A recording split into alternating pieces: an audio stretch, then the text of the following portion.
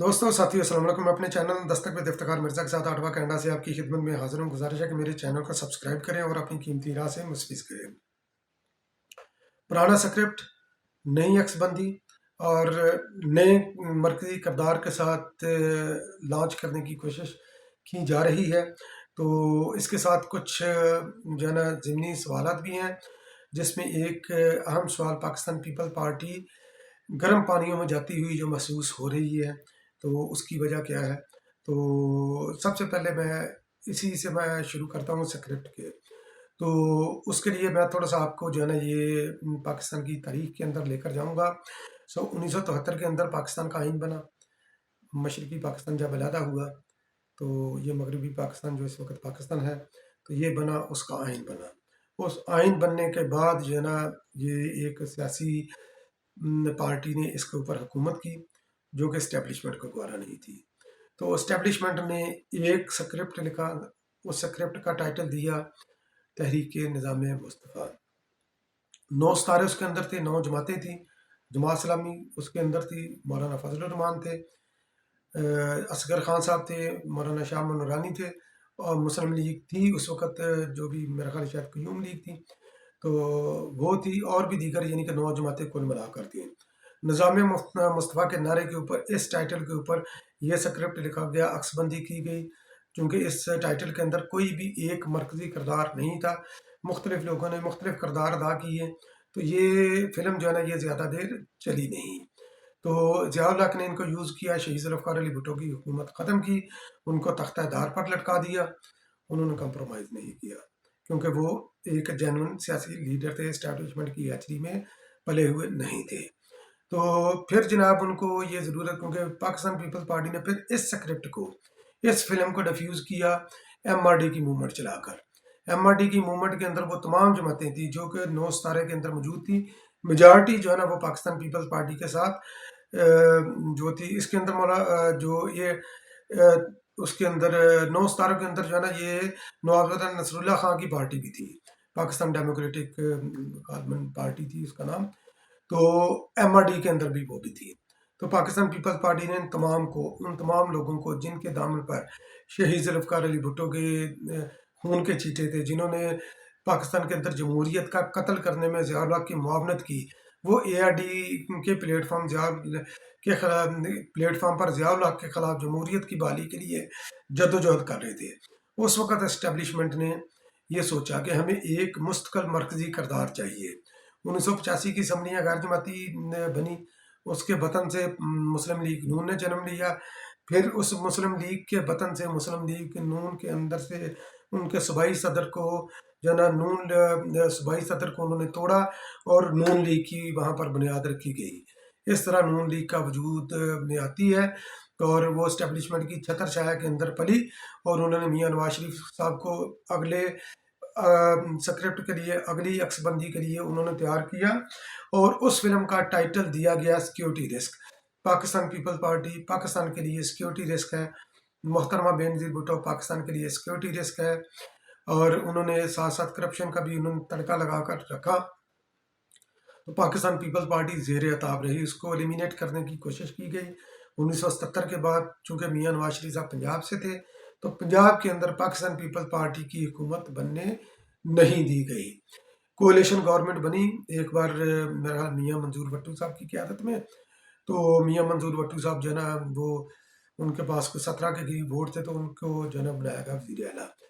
तो मगर यह कि पाकिस्तान पीपल्स पार्टी की हुकूमत बनने नहीं दी गई पंजाब के अंदर। तो इस तरह पाकिस्तान पीपल्स पार्टी का पंजाब के अंदर बतदरीज वजूद जो है ना ख़त्म करने की कोशिश की गई, और जिसके ऊपर उनको बड़ी कामयाबी जो ना हुई। पाकिस्तान पीपल्स पार्टी इस वक्त तारीख की वीक तरीन जो है ना ये पोजीशन पर खड़ी है पंजाब के अंदर, क्योंकि मोहतरमा बेनज़ीर भुट्टो की तरह का कोई लीडर नहीं।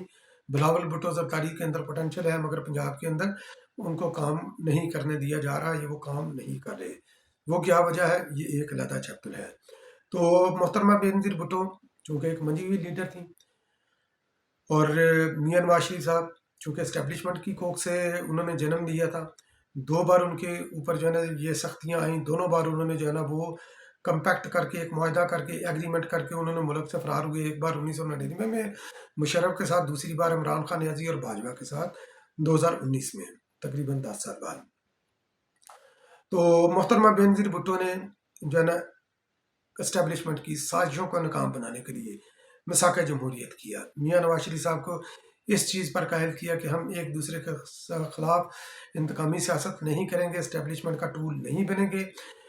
तो मोहतरमा बेनज़ीर भुट्टो को तो ज़िंदगी ने मोहलत नहीं दी कि वो इस मसाक जमहूरियत को आगे लेकर बढ़ सके। आसिफ अली जरदारी साहब ने इसको बढ़ाया, पाकिस्तान पीपल्स पार्टी ने इसको बढ़ाया, मगर मसाक जमहूरियत की मुखालफत की, इसकी उसकी पीठ में छुरा घोंपा मियाँ नवाज शरीफ साहब ने, चूँकि वो एस्टेब्लिशमेंट की गोद में पले हुए थे। एक तो उन्होंने असम्बली के अंदर से कानून साजी की राह में रुकावट बने, अहम कानून साजी जजों की अपॉइंटमेंट के हवाले से, कॉन्स्टिट्यूशनल कोर्ट के हवाले से उनका वो थी, तो उन्होंने वो नहीं होने दी मियाँ नवाज शरीफ साहब ने।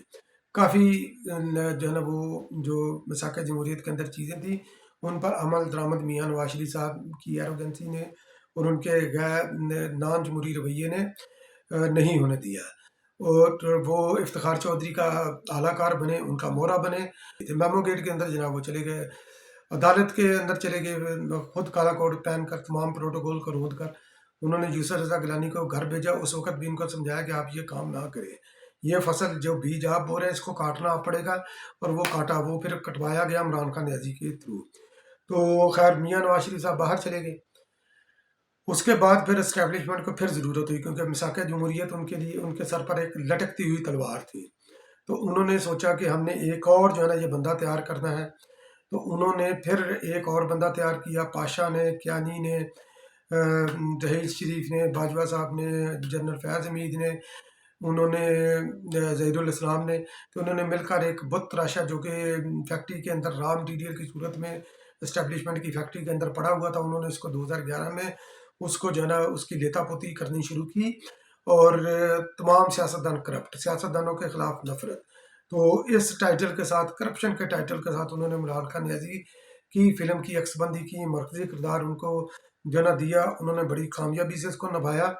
और जब 2018 में उनको मसनद इक़्तिदार के ऊपर जब बिठाया गया, तो अपने आप को वो इस चीज़ का अहल साबित नहीं कर सके।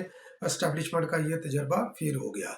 साथ साथ उन्होंने इमरान खान न्याजी के ज़रिए सिस्टम को भी, जो डेमोक्रेटिक सिस्टम था, जो पार्लियामेंट्री सिस्टम था, उसको भी रोल बैक करने की उन्होंने कोशिश की कि इसकी जगह पर प्रेसिडेंशियल सिस्टम लेकर आया जाए, एक हाइब्रिड निज़ाम लेकर आया जाए, जिसके अंदर फ़ौज का भी रोल हो, जिसके अंदर जो है ना ये सदर का भी रोल हो, किसी यानी कि मुतलक़ुल नाम सदर का भी रोल हो। तो पाकिस्तान पीपल्स पार्टी ने इस साजिश को भी एक बार फिर नाकाम बनाया, जिस तरह उन्होंने MRD की मूवमेंट, मसाक जमहूरियत, और फिर उसके बाद इमरान खान न्याजी के खिलाफ PDM बनाकर, और PDM खैर टूट गया, तो वो भी मियाँ साहब की वजह से टूटा। फिर जब उन्होंने नो कॉन्फ्रेंस के ज़रिए इस साजिश को नाकाम बनाया, इमरान खान न्याजी 9 मई का वाक़या करके उन्होंने अपना सियासी ब्लंडर किया, वो हो गए अंदर।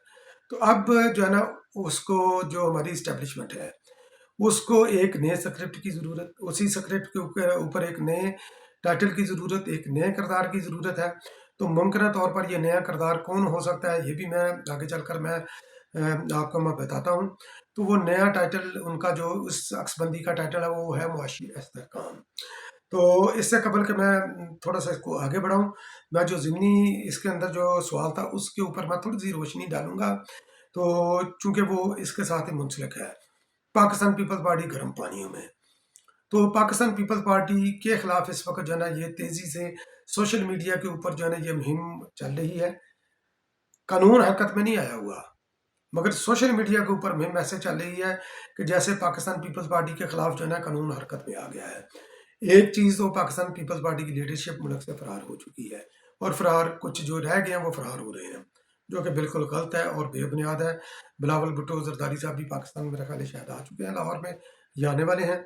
आसिफ अली जरदारी कई बार जो है ना ये दुबई में गए हैं, पहली पहली बार नहीं गए। एक तो उनकी वो बख्तावर उधर रहती हैं, ज़ाहिर है कि उनकी फैमिली है, और पाकिस्तान पीपल पार्टी का जो पाकिस्तान से बाहर जो सेटअप है, जो दूसरी उनकी रेजिडेंस है, वो दुबई के अंदर है उनकी।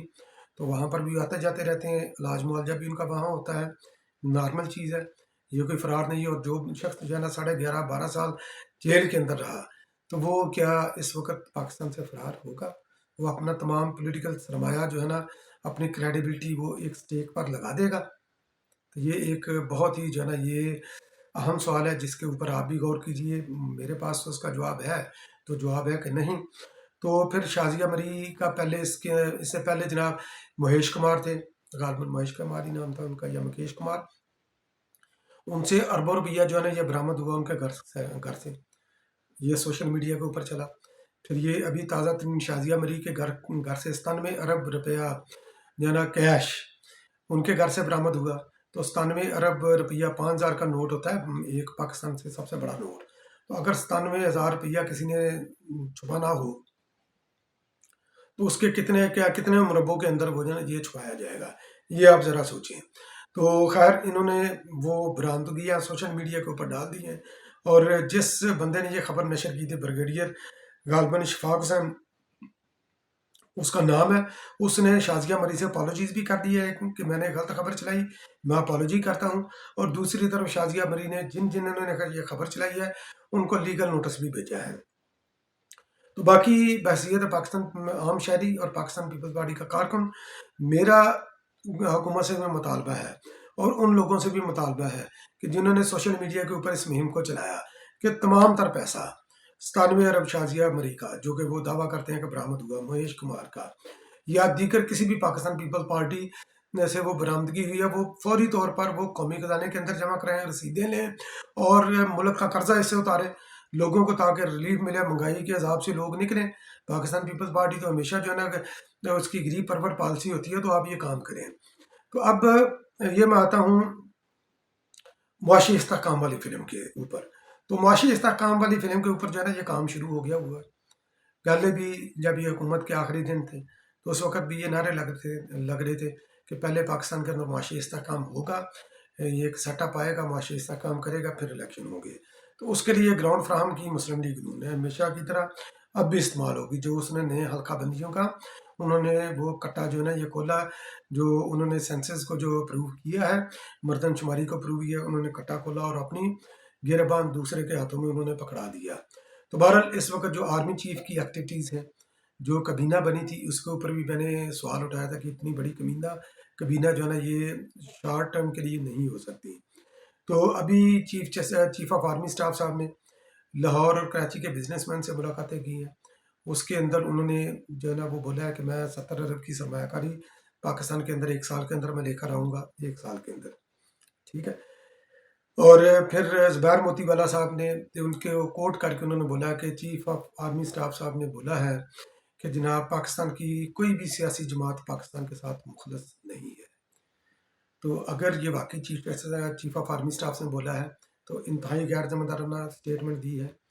پاکستان کی سیاسی جماعت نے آپ کے 90,000 قیدی لے کر آئے تھے. اٹامک پاور پاکستان کو بنایا پاکستان کی ایک سیاسی جماعت نے.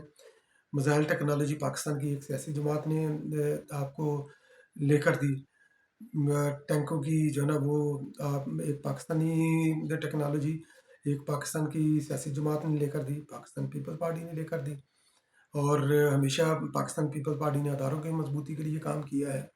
تو میرا آپ سے انتہائی ادب سے یہ ایک سوال ہے کہ آپ نے حلف لیا ہوا ہے، جب آپ اوت لیتے ہیں تو کیا آپ کا اوت آپ کو بیرکوں کے اندر مقید کرتا ہے ہماری جغرافیائی حدود کی حفاظت کے لیے آپ حلف لیتے ہیں، یا جب گورنمنٹ کو کوئی نیشنل ڈیزاسٹر ہوتا ہے تو گورنمنٹ آپ کو کال کرتی ہے کہ آپ آ کر، چونکہ آپ کے پاس مشینری وغیرہ ہیوی ہوتی ہے، کہ آپ آ کر گورنمنٹ کی مدد کریں مگر گورنمنٹ کی کال کے اوپر جو بھی گورنمنٹ ادھر ہو، یا آپ کا حلف اس بات کی آپ کو اس طرف لے کر جاتا ہے کہ آپ سیاسی میدان کے اندر پنجہ آزمائی کریں، آپ معیشت کے اندر پنجہ آزمائی کریں، آپ آئین اور قانون کو امپلیمنٹ کریں، آئین اور قانون کی تشریح کریں. آپ کا حلف کیا ہے؟ آپ اپنے حلف کی پاسداری کریں. جو آئین آپ کو جن حدود میں رکھتا ہے آپ ان حدود میں رہیں. یہ سیاستدانوں کا کام ہے پالیسیاں مرتب کرنا ملک کے لیے، یہ آپ کا کام نہیں ہے. اگر آپ ان کاموں میں پڑ گئے، آپ بزنس میں پڑ گئے، تو آلریڈی پڑا ہوا آپ کا ادارہ، تو ہماری جغرافی حدود کی حفاظت کون کرے گا؟ دشمنوں سے ہمیں کون بچائے گا؟ اتنا بڑا بجٹ جو آپ پر خرچ ہو رہا ہے تو وہ بجٹ ہم کس لیے خرچ کر رہے ہیں؟ تاکہ آپ اپنے پاکستان کے جو ہے نا یہ سسٹم کے اندر جو ہے نا آپ اپنی جڑیں مضبوط کریں؟ بالکل نہیں. تو یہ ایک بہت بڑا سوال ہے جس کے اوپر آپ کو بھی غور کرنا ہے، مجھے بھی غور کرنا ہے۔ انشاءاللہ پھر کسی اگلے ویلاگ میں پھر حاضر ہوں گا، تب تک کے لیے اللہ نگہبان۔